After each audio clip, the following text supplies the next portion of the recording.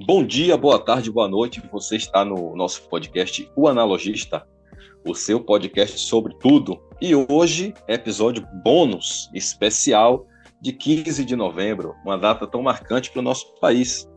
É isso mesmo, 15 de novembro é o dia da proclamação da República. Só que temos aqui algumas, vamos dizer, críticas sobre isso.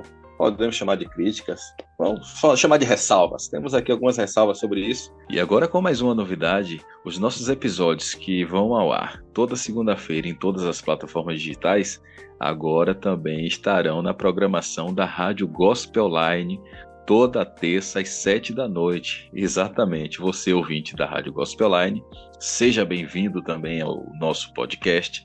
Fique à vontade, estaremos aqui toda semana com um assunto diferente, trazendo convidados para a gente bater um papo legal aqui, toda semana na programação da Rádio Gospel Online, tá bom? Um grande abraço.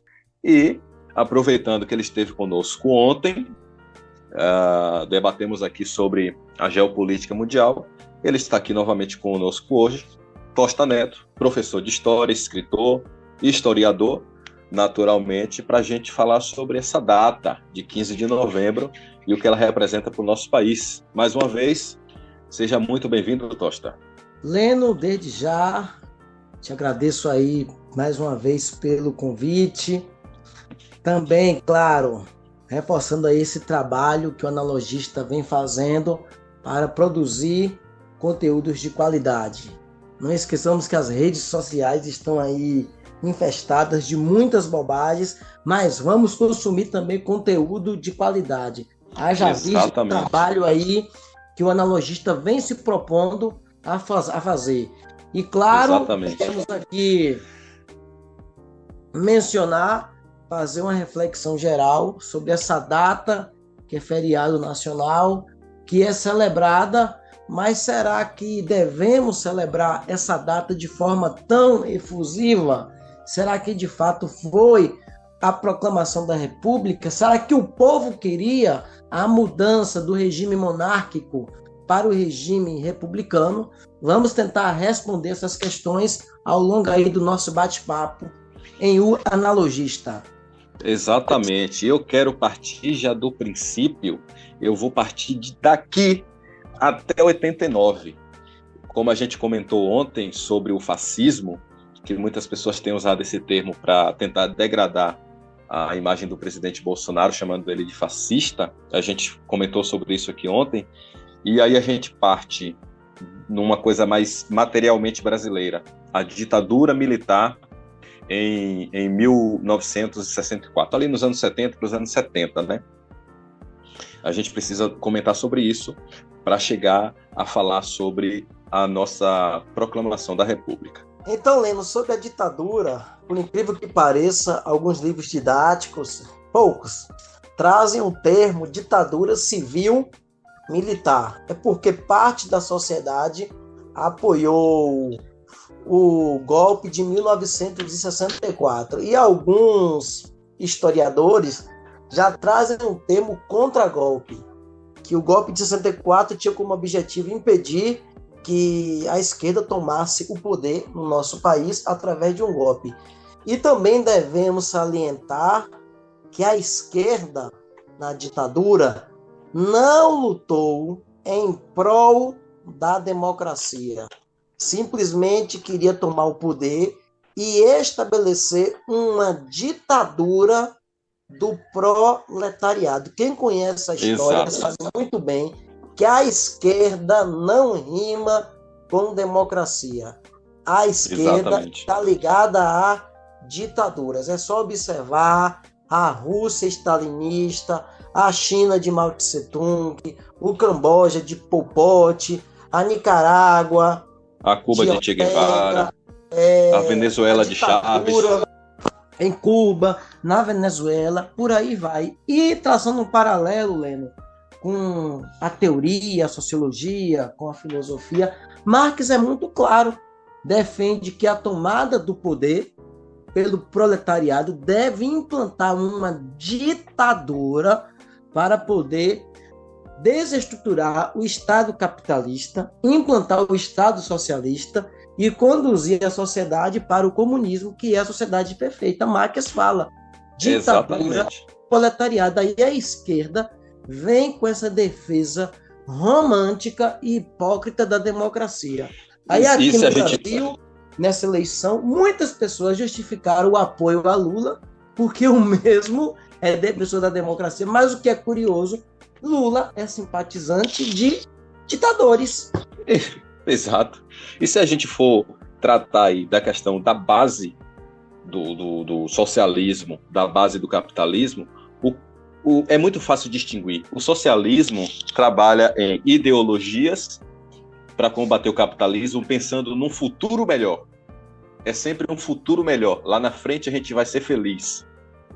Já o capitalismo, ele trabalha em cima de estudos do que já aconteceu materialmente e trabalha para que aquilo se torne melhor. Ou seja, o socialismo, ele quer pegar tudo aquilo que o capitalismo construiu, tomar para si e prometer um mundo melhor para o povo. E esse mundo melhor nunca chega. Já o capitalismo, ele pega tudo o que foi feito economicamente, politicamente no país, trabalha em cima daquilo para que aquilo se torne mais rentável, mais vantajoso e se torne melhor para a sociedade. Efetivamente. Não é uma ideologia, como o próprio Marx diz. A ideologia é como um vestido de ideias para camuflar interesses. E então, também, Leno, três questões aí para eu não perder o raciocínio. Apesar dos pesares, o capitalismo foi o sistema econômico que mais trouxe riqueza. Claro que existe desigualdade social, mas foi o sistema que mais promoveu riqueza e também que mais engendrou ascensão social. Claro, também, com certeza. Voltando à teoria, a Marx, ele chama a ideologia de falsa consciência. E muitos militantes hoje de esquerda são muito apegados à ideologia. Mas o principal teórico do socialismo falou do quanto que a ideologia é inepta, é a chamada falsa consciência. E sobre a questão daqui do Brasil, o TSE proibiu que a Jovem Pan chamasse Lula de ex-presidiário. Isso aí é um fato, né? Ele foi um presidiário por um determinado tempo, mas só que Bolsonaro pode ser chamado de genocida, mas Lula não pode ser chamado de ex-presidiário. E quando se fala, Leno, de genocídio, que Bolsonaro é genocida, é até um desrespeito com aquelas sociedades que passaram pelo genocídio. Que já sofreram, exatamente, já sofreram genocídio. É uma política, o genocídio é uma política sistematizada de um determinado governo que busca dizimar, exterminar um determinado povo, haja vista os judeus na Segunda Guerra Mundial. É uma responsabilidade trazer um termo desse para o Brasil num período de pandemia, porque o governo brasileiro não teve essa intencionalidade de exterminar a população. Aí banalizou. Bolsonaro é genocida, algo que não condiz com a realidade e também com a história. Não pode ser banalizado esse termo, genocídio. Pois é. E se você for reparar, você vai pegar os grandes nomes da história mundial de governantes. Se você for do século XX para trás, você tem aí monarquias. Não interessa se eram monarquias absolutistas ou o que fosse. Você tinha monarquias. Era a pessoa de um rei, e aí cada rei agia conforme aquilo que ele acreditava. Por exemplo, a monarquia inglesa sempre foi voltada para as tradições cristãs. Já Gengis Khan, a gente sabe que a gente conhece a história que Gengis Khan era praticamente um genocida. Isso a gente pode falar com toda certeza. Gengis Khan dizimou milhares de civilizações, vamos dizer assim, na sua época. Isso. Saía tomando tudo que queria. Então, assim, e se a gente trazer do século vamos botar aí do século XVIII em diante, se você for observar a vida de Marx, Lenin, Stalin, Mao Tse-tung, Che Guevara, Fidel Castro, e Yasser Arafat e outros desse ramo aí, você vai ver que são sujeitos que não tinha nenhuma maturidade, eles eram cronicamente imaturos, não tinham responsabilidade emocional para nada e eram incapazes de manter relações pessoais normais com quem quer que seja. Se você for estudar a vida desses caras, eles eram exatamente assim. E o que é que eles tinham para oferecer? Revolução. E tudo que é revolução, as pessoas precisam entender o seguinte: revolução nunca traz nada de bom. Porque se você quer revolucionar, você quer mudar uma coisa do estado atual para uma coisa totalmente oposta. Isso que é uma revolução. Por isso que aquele grande teórico conservador, Edmund Burke, ele viu com muita desconfiança a Revolução Francesa. E, claro, os conservadores, no geral, são mais simpatizantes da Revolução Gloriosa lá na Inglaterra. Exatamente. Uma revolução sem mudar tanto o status quo. Que eu cito duas revoluções aqui que são exceções a esses nomes que eu falei, que é esta Revolução Gloriosa lá na Inglaterra e a Revolução Americana, que na verdade a Revolução Americana não foi uma revolução, porque a revolução, legitimamente se fala, é você pegar e concentrar o poder nas mãos de um grupo para que, com esse grupo poder nas mãos, realizar as mutações necessárias naquela sociedade. E a revolução, tanto a gloriosa lá na Inglaterra quanto a Revolução Americana, fez exatamente o oposto. Pegou o poder que estava na mão de um grupo e disse: não, o poder daqui é do povo. É assim que a gente quer, liberdade. Por isso que a grande filósofa alemã, judia, aluna de Heidegger, que foi perseguida pelos nazistas na Segunda Guerra Mundial, a Hannah Arendt, valorizou e muito a independência dos Estados Unidos. Porque muitas questões que foram trazidas pela Revolução Francesa foram antecipadas pela independência dos Estados Unidos em 1776. Exato. E você está falando disso aí, uma data marcante no nosso país, que é o dia 15 de novembro, que é o dia da proclamação da República. Se você for olhar a diferença, note que o Brasil, politicamente falando, sempre tentou imitar os Estados Unidos. A nossa Constituição foi pautada para ser uma imitação dos Estados Unidos. As nossas primeiras constituições republicanas chamam o Brasil de Estados Unidos do Brasil, e não é à toa. Mas você pega a Constituição americana, tem lá 7 páginas. Você pega a brasileira, eu não sei nem quantas tem, de tantas que tem. Tá entendendo? Então, assim, a República nasceu no Brasil, e nasceu, eu tratei disso aqui com o Daniel semana passada, nasceu justamente dos republicanos, bem no momento, como você citou mais cedo, em que Dom Pedro II estava se distanciando da igreja, estava se deixando desleixado com as orientações sacerdotais para com o seu império. Neste momento, os republicanos acharam uma oportunidade e implantaram a República no Brasil. Para quem estiver ouvindo agora, não foi proclamada a República no Brasil, foi implantada a República no Brasil. A proclamação da República não foi uma proclamação, foi um golpe que impediu o terceiro reinado da querida Princesa Isabel. Ela era muito querida pelo povo brasileiro. Então, vamos fazer um comentário aqui rápido. República é uma palavra latina que quer dizer coisa pública, coisa do povo, mas o povo brasileiro não participou da nossa proclamação em 15 de novembro de 1889. E um jornalista da época, um profissional que trabalha com caricatura, a palavra não saiu aqui, o Aristides Lobo, falou que... Caricaturista, eu acho que é isso. O termo é complicado, caricaturista, isso saiu agora. Caricaturista, o Aristides Lobo falou, à época, que o povo assistiu a tudo aquilo bestializado. O povo pensou que era um desfile militar. e não a proclamação da República. O povo não participou da nossa proclamação, simplesmente foi um golpe militar. Exatamente, você está falando disso. O terceiro reinado de Princesa Isabel. Você está falando disso, eu coloquei aqui, Tosta, só para colocar uma cereja aí nesse bolo do que você está comentando sobre esse 15 de novembro. Eu abri aqui no Google agora e coloquei 15 de novembro de 89, Marechal Deodoro da Fonseca.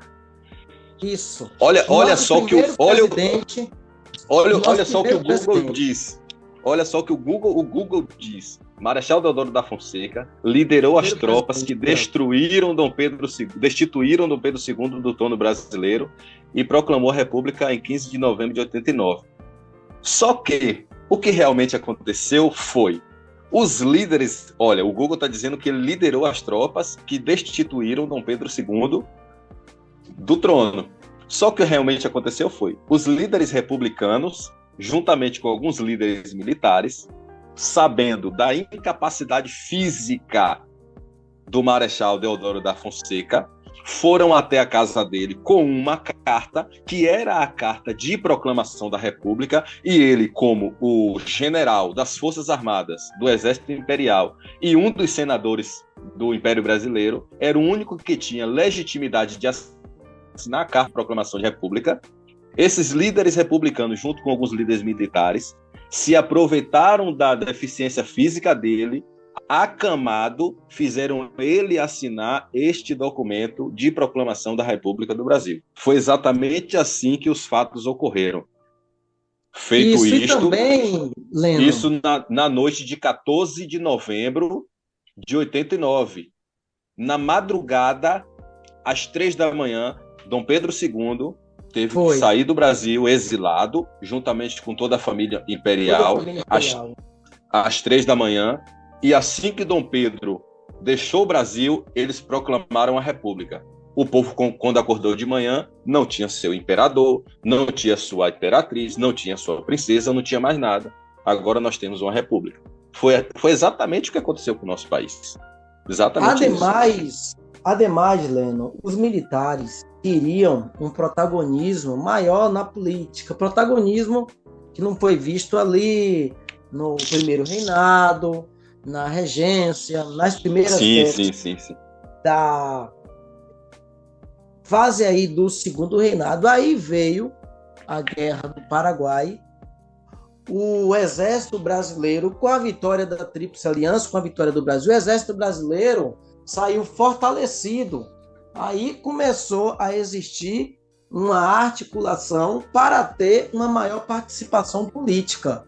Aí esse exército sedento por poder acabou aplicando um golpe militar que despojou do poder, de forma ali injusta, claro, o Dom Pedro II. E os militares, os republicanos, obrigaram a família real a sair do Brasil em 24 horas.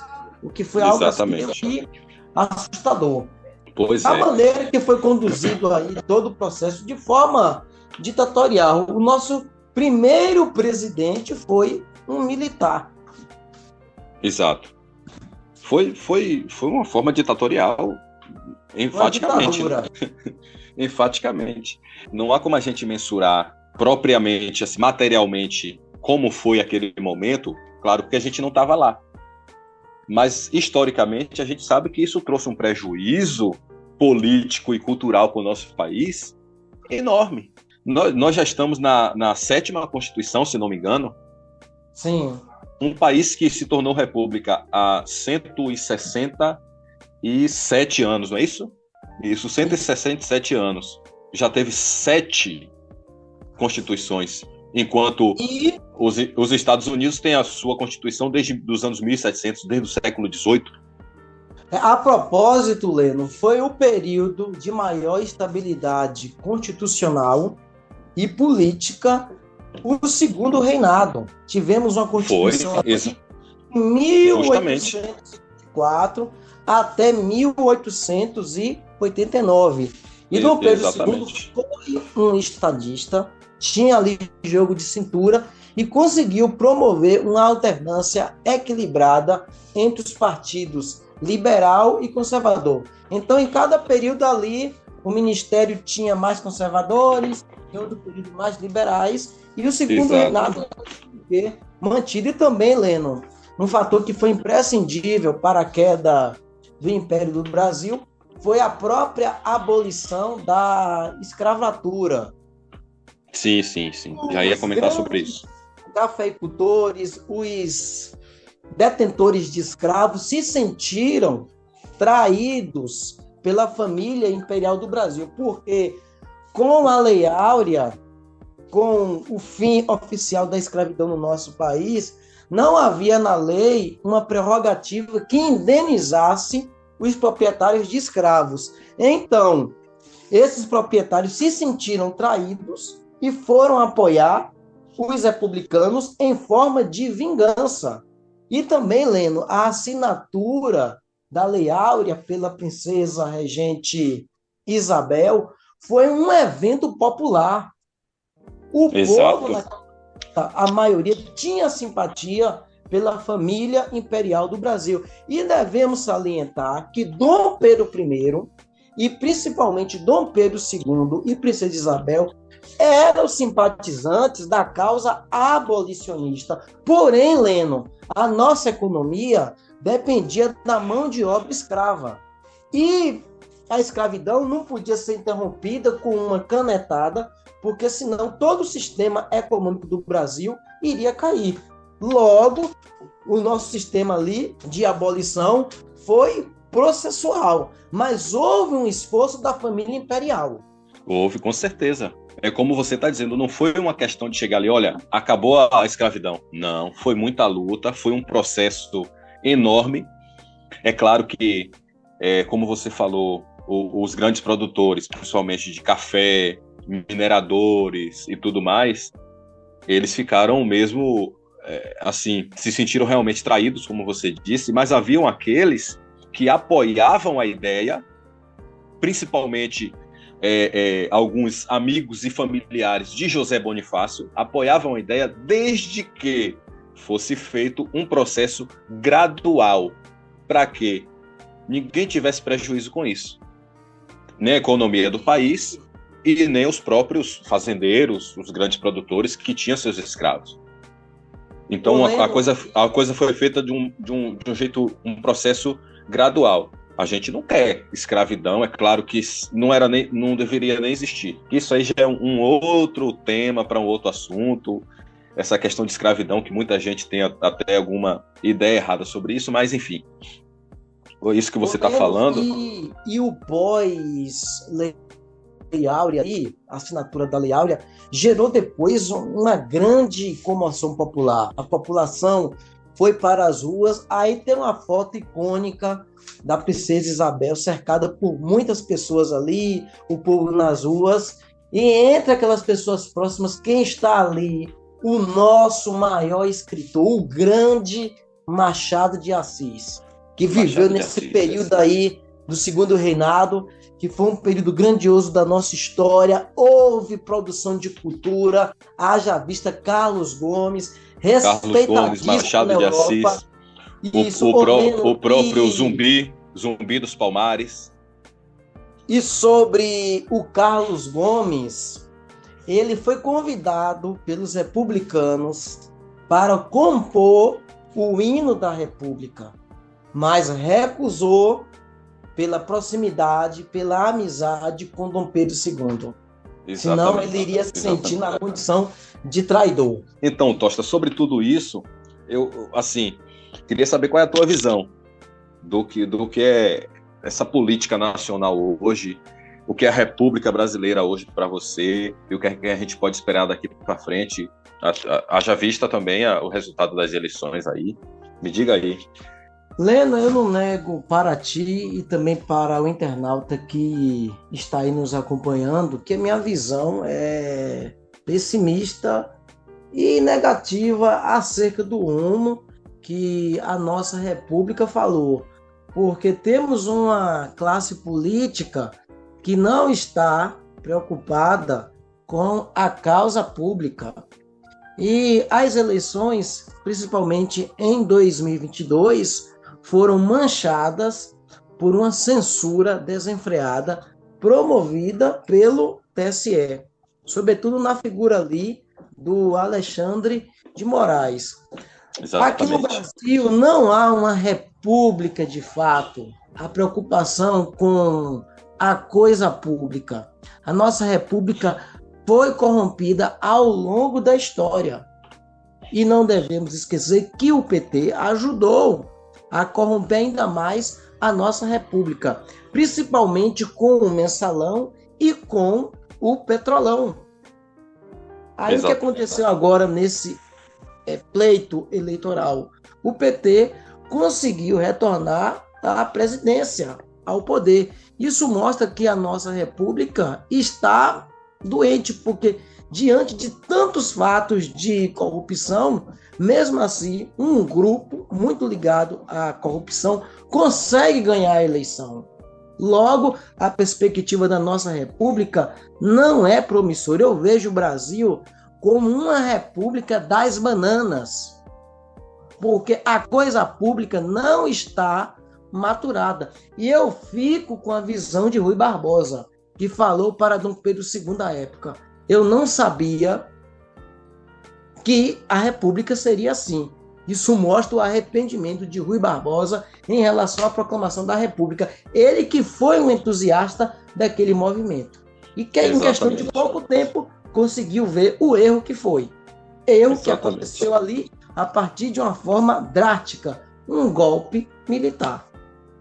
Exatamente. E para fechar aqui, para a gente finalizar esse bate-papo aqui nesse episódio extra, eu quero trazer aqui uma frase, porque assim, muito se falou, principalmente agora nesse período eleitoral, nesse último ano de 2022, sobre a questão das ideologias de esquerda. O que é que a esquerda poderá vir a implantar no Brasil? Haja vista, temos aí nossos países vizinhos sofrendo por conta exatamente dessas ideologias implantadas pelo próprio Foro de São Paulo, que é uma associação socialista criada até pelo próprio Lula e seus aliados aí, né? Mas, enfim, essa questão aí, e até trazendo à tona nossa conversa de ontem, Antônio Gramsci, que é um dos ideólogos, filósofos que sustentam essas ideias socialistas aí, o sonho dele de poder onipresente e invisível, infelizmente, está se tornando realidade. O poder onipresente e invisível está tomando conta do nosso Brasil e está tomando conta do mundo, para a gente lembrar da nossa conversa de ontem. O que resta a nós quem puder lutar pela sua liberdade, lute, e que esse 15 de novembro faça você buscar conhecer a história do seu país e buscar refletir verdadeiramente o que é que ela significa para a vida de cada um de nós que dizemos ser e que somos brasileiros. Tosta, suas considerações finais. Mais uma vez, muito obrigado por se dispor a estar aqui conosco. A sua mente brilhante é uma coisa realmente que nos traz muito prazer em poder absorver desse seu conhecimento. Muito obrigado mais uma vez e, novamente, espero que você esteja com a gente em próximas ocasiões. Fico muito aí lisonjeado com suas palavras e vamos manter essa parceria, o analogista Tosta, Leno, e vou te convidar também para fazer umas discussões lá pelo outro olhar. E você trouxe um prazer. Teórico importante, o Gramsci, que é um pensador comunista, socialista italiano, que defendeu a tese desse aparelhamento das instituições pela ideologia de esquerda. E a nossa república foi corroída por dentro pela esquerda. República que permitiu aí uma série de bizarrices. Haja vista a volta de um ex-presidiário para a cadeira aí de presidente. Triste Brasil e principalmente triste República. É isso. Um grande abraço a todos, um grande abraço ao Tosta. E lembrando você que nos acompanha aqui pela Rádio Gospel Online, estaremos aqui toda terça, às 7 da noite. E os nossos episódios também vão ao ar em todas as plataformas digitais, inclusive YouTube, toda segunda-feira. Então você pode ouvir o nosso episódio na segunda-feira e pode nos acompanhar aqui na Gospel Online também, toda terça, às 7 da noite. Tá bom? A gente se vê no próximo episódio. Um beijo para todo mundo aí. Tchau, tchau.